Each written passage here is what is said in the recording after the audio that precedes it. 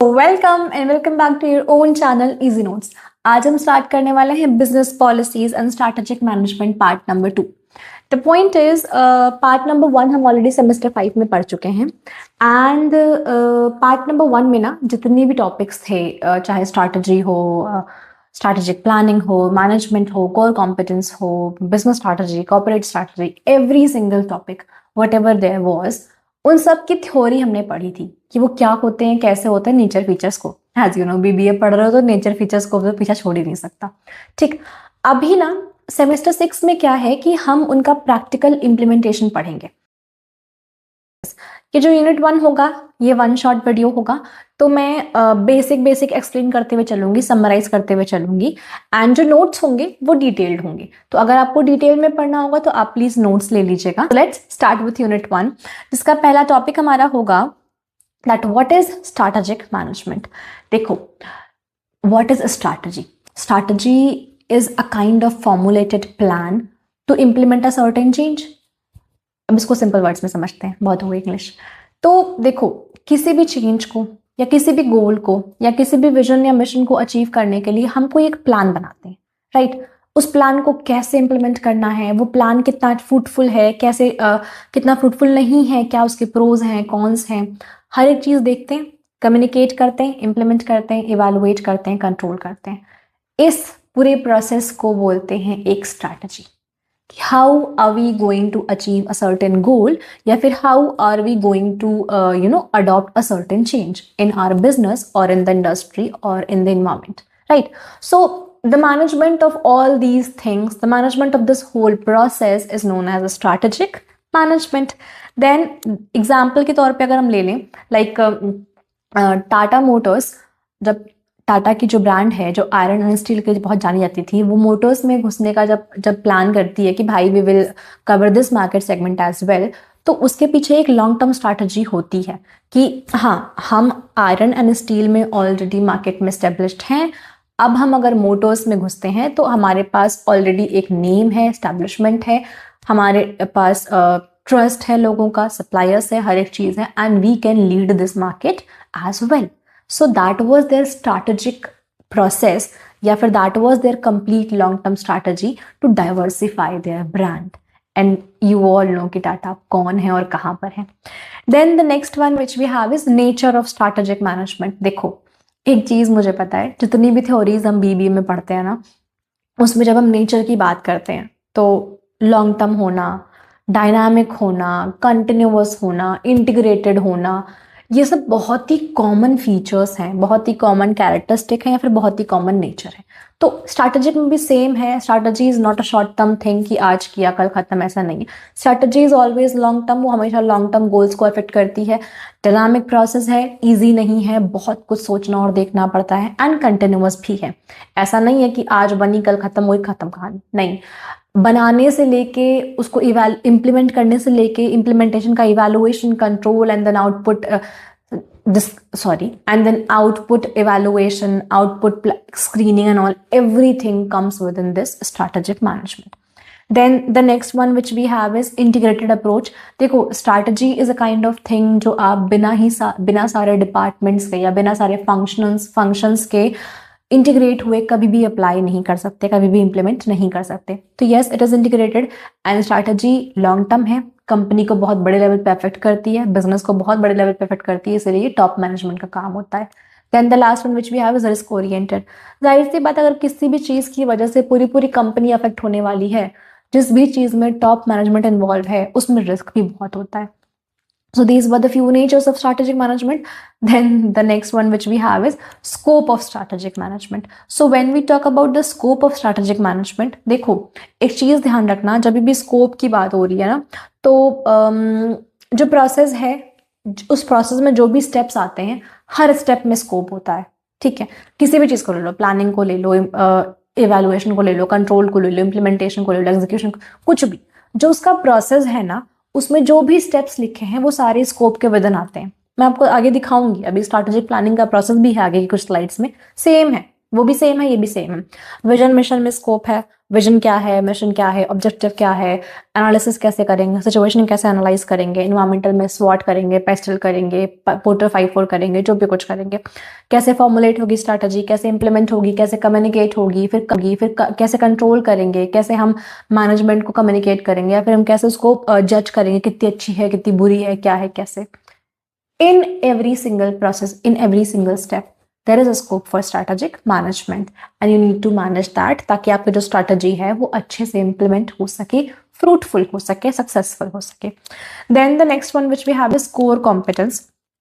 देखो core competence का बहुत simple सा concept है, आपका क्या ऐसा feature है या फिर आपका क्या ऐसा process है, क्या ऐसा product है, क्या ऐसा यूनिक फैक्टर है जो आपको मार्केट में स्टैंड आउट करता है।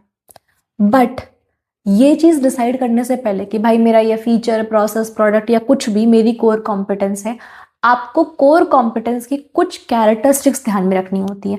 एंड वो कैरेक्टरिस्टिक्स ऐसी हैं कि जिस भी चीज़ को, जिस भी फीचर को आप अपना कोर कॉम्पिटेंस बता रहे हो ना, सबसे पहले तो ना उसका सिग्निफिकेंट रोल होना चाहिए कस्टमर वैल्यू में। मतलब कि कस्टमर जब आपके प्रोडक्ट की वैल्यू या डेफिनेशन के बारे में सोचे तो जिस चीज़ को आपने अपनी कोर कॉम्पिटेंस बोला सबसे पहले दिमाग में वही आए। फॉर एग्जाम्पल अगर हम एप्पल की बात करें तो एप्पल ने अपने कोर कॉम्पिटेंस को innovations, yearly upgrades and design, इसके बेसिस पर बिल्ड किया है। Every single person who is fond of Apple products knows that Apple is known for innovations. तो कस्टमर वैल्यू का पहला डेफिनेशन क्या आया? Apple is equal to innovations in their product. So Apple की core competence innovation क्यों है, design क्यों है? क्योंकि वो ये सारे कैरेक्टरिस्टिक के रूल फॉलो करती है। Second is rarity. सैमसंग भी बहुत कुछ इनोवेट करती है, बट अब सैमसंग अपने आप को सिंगल हैंडेडली इनोवेशन या डिजाइन के लिए डिफाइन नहीं कर सकती है। उसका अपना अलग कोर कॉम्पिटेंस है, एप्पल का अपना अलग कोर कॉम्पिटेंस है। And core competence should be rare, जिसको लोग अगर फॉलो करना चाहें या कॉपी करना चाहें तो बहुत ही कम लेवल पर कॉपी कर पाएं, एग्जैक्ट डिट्टो कंट्रोल सी और कंट्रोल वी ना कर पाएं। Then the next which we have is known as difficult to imitate. Again the same thing, copy करना जिसको बहुत मुश्किल हो। Then next we have is durability. It should be durable. अगर एप्पल ने सोचा होता है कि भाई मैं डिजाइन बढ़िया बनाऊंगा तो कभी ना कभी तो डिजाइन से मन ऊब जाता, but what Apple did is that कि वो हर साल जब भी कोई नया प्रोडक्ट लॉन्च करता है, नया वर्जन लॉन्च करता है अपना, तो उसको अलग वे से इनोवेट करके लॉन्च करता है, right. So it is durable in the long run. कल को मार्केट की नीड्स और डिमांड चेंज होगी तो एप्पल की कोर कॉम्पिटेंस क्या है? इनोवेट करना, कुछ नया बनाना, कुछ नया दिखाना और कुछ नया बेचना। तो मार्केट चेंज होगी, डिमांड चेंज होगी, वो अपने आप चेंज कर लेंगे क्योंकि उनका तो मेन कॉम्पिटेंस ही चेंज है, उनका मेन कॉम्पिटेंस ही ड्यूरेबिलिटी में आ गया। Then next we have is strategic relevance. जो भी गोल हमारे सेट किए गए हैं, जो भी हमने विजन या मिशन सेट किया है कंपनी का, उससे रेलेवेंट होना चाहिए कि कोर कॉम्पिटेंस। फॉर एग्जाम्पल आपने सोचा है कि मैं टेक की इंडस्ट्री में बहुत बड़ा नाम बनाऊंगा और बहुत इनोवेटिव ब्रांड बनूंगा, बट आप कर क्या रहे हैं? जो 10 साल पहले हो रहा था वही कंटिन्यू घसीट रहे हैं, तो आपकी स्ट्रैटेजी से रेलेवेंट तो नहीं हुआ ना ये core competence. So it should be relevant to your strategy. Then the next topic which we have is organizational capability.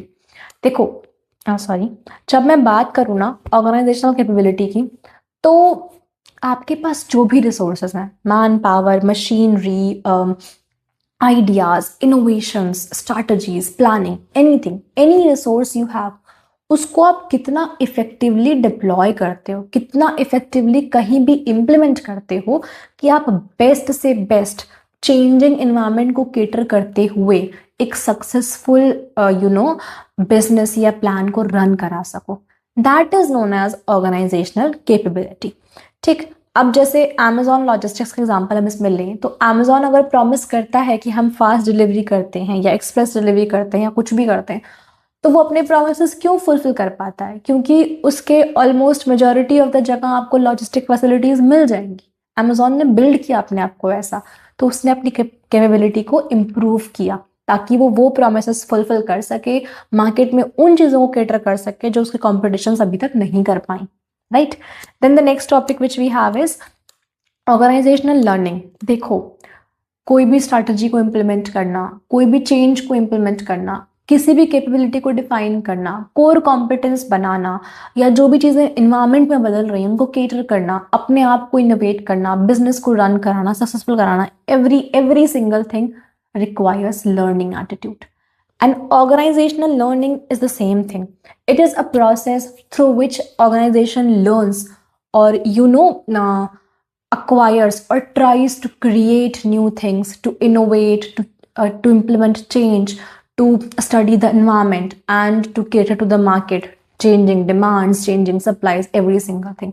So organizational learning is all about the process of acquiring, creating, innovating, considering the market changes, environmental situations, etc. etc. अभी ना इसका एक simple example देती हूँ. जैसे importance तो है learning की, क्योंकि अगर आप कुछ नया सीखोगे नहीं, केटर नहीं कर पाओगे चेंजेस, और आप इंडस्ट्री में टिक नहीं पाओगे. एग्जिस्ट करना है तो इनोवेट भी करना पड़ेगा, चेंज भी करना पड़ेगा, और सीखना भी पड़ेगा नई चीज़ें. आप एक वेबसाइट बिल्डिंग एजेंसी हो और आप ABC लैंग्वेज पे काम करते हो, राइट. आज के 5 साल बाद चीज़ें चेंज हो रही हैं, बहुत कुछ चेंज हो रहा है, और XYZ लैंग्वेज बहुत फेमस भी हो गई है, अफोर्डेबल भी हो गई है, ड्यूरेबल भी हो गई है, और लोग ट्रस्ट ज़्यादा कर रहे हैं कि भाई जो कोड इस लैंग्वेज में बना है वो अच्छा कोड है, वो ड्यूरेबल है, सब कुछ ठीक है, सिक्योरिटी है वो. अगर आप ABC के साथ साथ XYZ लैंग्वेज नहीं सीख रहे हो, अपने आप को चेंज नहीं कर रहे हो, या वो एम्प्लॉयज़ हायर नहीं कर रहे हो जो XYZ में कोड करते हैं, तो आपकी जो एजेंसी है उसको नए कस्टमर्स नहीं मिलने वाले हैं, and it will decline. The business will decline and it will be shut down at a certain period of time, right? So learning is important for such situations or scenarios. Then the next topic, example तो IT वाला दे दिया मैंने. Then the next topic is strategic change. तो अभी तक हम जो भी कुछ पढ़ रहे थे, capability, competence, फलाना ढिमकाना, जितने भी टॉपिक्स पढ़े, every single thing, कोई strategy, कोई plan, कोई evaluation, कोई control, कोई management, कुछ भी, it all revolves around change. एक चीज बदली, स्ट्रैटेजी बदलनी पड़ेगी, प्लान बदलना पड़ेगा, सीखना पड़ेगा, रिसोर्स एलोकेट करना पड़ेगा, उस हिसाब से सोचना पड़ेगा, विजन और मिशन के हिसाब से केटर करना पड़ेगा चीजों को, right. So change is something which is the only constant when it comes to business, and business is not the slave of customer, not the slave of idea और innovation. Business is the slave of change. अगर आप change के हिसाब से चलोगे नहीं तो आप मार्केट में टिकोगे नहीं, राइट. सो जब हम स्ट्रैटेजिक चेंज की बात करते हैं तो देखो, कुछ चेंज अनवांटेड होते हैं, कुछ चेंज वांटेड होते हैं, क्योंकि हमें वो चेंज इंप्लीमेंट करने ही होते हैं अगर हमें सक्सेसफुल होना है, या अपने विजन को फुलफिल करना है, या मिशन को फुलफिल करना है. कुछ अनवांटेड भी होते हैं. तो strategic change is a wanted change which is done to modify the strategy, or the workflow or the process of a business, so that आप अपने विजन और मिशन को बेटर तरीके से केटर कर पाएं, सक्सेस गेन कर पाएं, एंड आगे बढ़ पाएं अपने बिजनेस में, या अपने प्रोडक्ट में, या अपने मार्केट में उसको लीड कर पाएं. So strategic change is a thoroughly planned modification strategy to achieve your goals, visions और mission. देन एग्जाम्पल की तौर पे 2 एग्जाम्पल्स दूं. नोकिया वाला मैं ऑलरेडी बहुत बार देती हूँ. इनोवेटर्स ने नहीं किया, वो ब्रांड से एक हिस्ट्री बन के रह गया. नेटफ्लिक्स का एग्जाम्पल, उसने DVD से ऑनलाइन OTT स्ट्रीमिंग्स में इनोवेट किया, स्विच किया, चेंज किया, स्ट्रैटेजी बनाई, एंड आज वो ब्रांड बन गया इंस्टेड ऑफ हिस्ट्री, और बहुत बड़ा ब्रांड बन गया है जिसको लोग कॉपी करते हैं एंड काफ़ी नोन है वो. So that is the basic requirement और the basic factor which decides कि भाई आप टिकोगे या नहीं टिकोगे, and it is strategic change. Market को कंटिन्यूअसली आप मॉनिटर करते रहो, मार्केट कब चेंज हो रही है, इन्वायरमेंट कब चेंज हो रहा है, उस हिसाब से आपको क्या मॉडिफिकेशंस लाने की ज़रूरत है, उस सोचो, प्लान करो और इम्प्लीमेंट करो. And this whole process of planned and strategic modifications is known as a strategic change. Then the next which we have is exam tip है, बट अभी नहीं बताऊंगी, सिर्फ आप इसको पढ़ लेना. नोट चाहिए तो प्लीज कमेंट में मेंशन जरूर कर देना. Exam tip is all about कि जो 4 टाइप के स्ट्रैटेजिक चेंज होते हैं उनको आप कैसे डिफाइन करोगे. तो पहला जो स्ट्रैटेजिक चेंज होता है वो होता है incremental strategic change. It is on daily day to day basis. Incremental strategic change होता है ये. थोड़े बहुत कंटिन्यूस एडजस्टमेंट कि भाई आज रिपोर्टिंग स्टाइल ये करके देखते हैं, टाइमिंग्स ये वो ऐसा वैसा, वेरी नॉर्मल लेवल जो हर लेवल पे, हर मैनेजमेंट स्टाफ के लेवल पे अपने अपने तरीके से किया जा सकता है, जिसके लिए बहुत लंबी प्लानिंग और बहुत थॉट प्रोसेस या बजटिंग की जरूरत नहीं होती है। Then we have transformational strategic change. Transformation नाम से ही complete transformation, so it is completely risk oriented and does affects the whole organization, whole business, or sometimes the whole industry as well. Then the next one which we have is planned strategic change. आपको मैंने बताया सोच समझ के modify करना कि भाई हमारे विजन मिशन या गोल ऐसे हैं एंड इस गोल को अचीव करने के लिए ये करना पड़ेगा। And then we have the reactive strategic change. Reactive नाम समझ में आ रहा है कि रिएक्ट करना, एंड रिएक्ट आप कब करते हैं, जब कुछ चीज सडनली हो चुकी होती है उस पर आपको रिएक्ट करना होता है। प्लान आप कब करते हैं, जब आप सोचते हैं कि भाई ये डिसीजन है या फिर ये गोल है, इसको अचीव करने के लिए ये करना पड़ेगा। एंड रिएक्ट आप क्या करते हैं, जब वो कॉन्सिक्वेंस हो चुका होता है, अब उसको संभालना है आपको।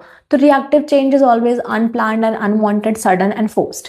जैसे फॉर एग्जाम्पल कि अगर वॉर की सिचुएशन हुई एंड कस्टम ड्यूटीज और टैरिफ्स बढ़े, तो ना आप ये चीज चाहते हो ना आपका कस्टमर ये चीज चाहता है कि ऐसा कुछ हो, बट अब तो ये हो गया। तो अभी आप जो भी चेंज, जो भी स्ट्रैटेजी बनाओगे वो रिएक्टिव होगी, क्योंकि ये फोर्स्ड है, सडन है एंड अनवांटेड है। देन नेक्स्ट इसके बाद हमारे पास जो टॉपिक है that is strategic planning process. आपको मैंने बोला था स्कोप के टाइम पे कि भाई जो भी कुछ स्कोप में है वही प्लानिंग का प्रोसेस होता है, स्ट्रैटेजिक प्लानिंग का जो भी प्रोसेस है। फिर से देख लो, विजन मिशन पहला प्रोसेस है, पहला स्टेप है सॉरी प्रोसेस का, कि विजन डिसाइड करना, मिशन डिसाइड करना, गोल सेट करना। देन इन्वायरमेंटल स्कैनिंग, स्वॉट, पेस्टल, पॉटर्स 5 कि भाई वो जो हम डिसाइड कर रहे हैं वो इन्वायरमेंट के हिसाब से है भी कि नहीं, अभी मार्केट जैसे चल रही है वैसा है भी कि नहीं। देन उसको स्ट्रैटेजी को फॉर्मुलेट करो, इम्प्लीमेंट करो, कम्युनिकेट करो, कहाँ कौन कैसे कितना करेगा, कितना कौन इनपुट देगा, क्या कैसे होगा, और कौन कितना इनपुट दे रहा है, किसकी परफॉर्मेंस कैसी आ रही है, चेंज से किसको क्या फर्क पड़ रहा है, उसको इवैल्यूएट करो और कंट्रोल करो, ताकि जो आउटपुट है वो तुम्हारे हिसाब से आ सके। ठीक है। एंड अगर एमसीक्यू टिप दूं इस टॉपिक के बारे में, तो जैसे अगर कोई बोलता है कि स्वॉट is at what stage of plan strategic planning, then it is at environmental scanning stage. MCQs में पढ़ाऊंगी सारे, अभी तो वन शॉट खत्म कर लेते हैं यूनिट 1 का, क्योंकि ये समरी ही है। Then next we have is strategy implementation.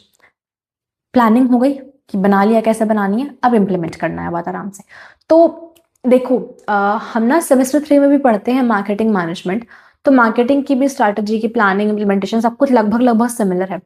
तो कुछ वर्ड्स अगर आप रट के जाओगे तो कितना भी बड़ा थ्योरी एग्जाम हो आप उसको बहुत अच्छे से लिख सकते हो, एंड कुछ कीवर्ड्स अगर आप ध्यान में रख के जाओगे तो कैसा भी एमसीक्यू एग्जाम हो आप उसको बहुत आराम से सारे के सारे अटेम्प्ट कर सकते हो, right.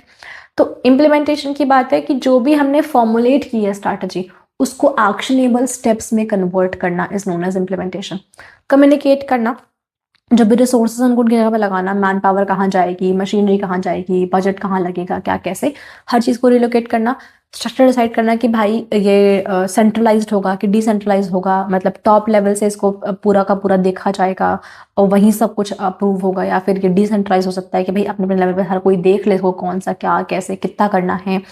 And then we have leadership motivation. भाई जाहिर सी बात है कोई भी चेंज होगा उसको एक्सेप्ट करवाने के लिए लीड करना पड़ेगा, मोटिवेट करना पड़ेगा, कम्युनिकेट करना पड़ेगा, समझाना पड़ेगा कि भाई ये चेंज क्यों तुम्हारे लिए अच्छा है, क्यों तुम इसे फॉलो करो। And then we have communication, हर लेवल पे क्या स्ट्रैटेजी है, कैसे इंप्लीमेंट करनी है और हमारी उस इंप्लीमेंटेशन से क्या एक्सपेक्टेशन है, उसको कम्युनिकेट करना बहुत इंपॉर्टेंट है। एंड विदाउट कम्युनिकेशन किसी भी प्लान का, किसी भी स्ट्रैटेजी का, किसी भी गोल का कोई इंप्लीमेंटेशन नहीं हो सकता है। And the next topic which we have is strategy and structure. ये लास्ट टॉपिक है। जब हम बात करते हैं स्ट्रैटेजी और स्ट्रक्चर की, तो ये दोनों ना बहुत ही इंटर रिलेटेड हैं। हमारी स्ट्रैटेजी कैसी है, हमारा गोल कैसा है, उस हिसाब से हमने क्या स्ट्रैटेजी लगाई है, क्या प्लान बनाया है, वो हमारे ऑर्गेनाइजेशन के स्ट्रक्चर को बहुत ही ज़्यादा डीपली अफेक्ट करता है, राइट। जैसे अगर हम बात करें, हमने कोई ऐसी स्ट्रैटेजी बनाई है जो सिर्फ तभी फुलफिल हो सकती है जब जो लोअर लेवल का स्टाफ है वो हमारे को बहुत अच्छा इनपुट दे, वो हमारे गोल से अलाइन करे अपने एक्शंस को। तो ऐसी स्ट्रैटेजी में डिसेंट्रलाइज्ड स्ट्रक्चर बहुत इंपॉर्टेंट है। अगर आप सोचो कि मेन इनपुट या फिर मेन फैक्टर उसमें लोअर लेवल के स्टाफ हैं और आपका जो स्ट्रक्चर हो ऑर्गेनाइजेशन का वो हो सेंट्रलाइज्ड, कि सब कुछ टॉप लेवल स्टाफ से अप्रूव होगा, वो स्ट्रैटेजी नहीं इंप्लीमेंट होने वाली है, वो बिगड़ जानी है, खराब हो जानी है। तो जैसी ही स्ट्रैटेजी वैसा structure, strategy and structure are directly proportional, right. जैसे अगर हम क्विक नोट्स की बात करें, जो भी स्ट्रैटेजी है वो हमारे स्ट्रक्चर को डिफाइन करती है, और जो स्ट्रक्चर है वो स्ट्रैटेजी को एग्जीक्यूट करने में हेल्प करता है। अगर स्ट्रैटेजी के हिसाब से हमने स्ट्रक्चर बनाया, सेंट्रलाइज्ड, डिसेंट्रलाइज्ड, या फिर अपना अथॉरिटेटिव या फिर डेमोक्रेटिव, लीडरशिप स्टाइल, व्हाटएवर, हम जो भी कुछ स्ट्रक्चर स्ट्रैटेजी के बेस पे बना रहे हैं, अगर वो स्ट्रैटेजी से रिलेवेंट है तो जाहिर सी बात है स्ट्रैटेजी अच्छे से एग्जीक्यूट हो जाएगी, और स्ट्रैटेजी अगर अच्छे से एग्जीक्यूट हो गई तो प्लान तो सक्सेसफुल होना है ही, राइट। सो जैसे कि डाइवर्सिफिकेशन की जब बात करें तो कोई कंपनी है, अगर वो प्रोडक्ट ए बना रही है, अब वो प्रोडक्ट बी बनाना चाहती है, फिर वो प्रोडक्ट सी बनाना चाहती है, लाइक 3 टाइप्स ऑफ प्रोडक्ट, अलग अलग प्रोडक्ट वो बनाना चाह रही है कोई कंपनी, राइट। सो अभी ना अगर उसकी ये स्ट्रैटेजी है कि मुझे मार्केट के अलग अलग सेगमेंट को केटर करना है, इसीलिए मैं 3 अलग अलग प्रोडक्ट बना रही हूँ या बना रहा हूँ, राइट, तो वहां पे आपको स्ट्रक्चर क्या करना चाहिए, डाइवर्सिफाई करना चाहिए। जो प्रोडक्ट ए पे जो लोग काम कर रहे हैं वो प्रोडक्ट ए में स्पेशलाइज्ड है, उन्हें वहां काम करने दो। प्रोडक्ट बी के लिए नया man power, relevant skills and relevant suppliers, relevant industry connections and relevant innovations लेकर आओ, डाइवर्स चीजें लेकर आओ, डाइवर्स मैन पावर और डाइवर्स रिसोर्सेस लेकर आओ। तो आपको अगर अलग अलग प्रोडक्ट से अलग अलग मार्केट सेगमेंट में केटरिंग करनी है तो आपको डाइवर्सिफिकेशन का स्ट्रक्चर फॉलो करना पड़ेगा। वहीं अगर आपको लगता है कि आपको ऐसा कुछ स्ट्रक्चर या ऐसा कोई स्ट्रैटेजी बनानी है जो लोअर लेवल से होगी, तो आपको डिसेंट्रलाइज सिस्टम फॉलो करना पड़ेगा। जो अपर लेवल से होगी आपको सेंट्रलाइज सिस्टम फॉलो करना पड़ेगा। सो द थिंग इज कि अभी हमारा ना यूनिट 1 का 1 शॉर्ट डिस्कशन कंप्लीट हो चुका है। यूनिट 1 कंप्लीटली कंप्लीट हो चुकी है। यूनिट 2 में हम बिहेवियरल इम्प्लीमेंटेशन पढ़ने वाले हैं। सो अगर आपने अभी तक सब्सक्राइब नहीं किया है तो प्लीज सब्सक्राइब कर लीजिए। And till then bye bye, take care.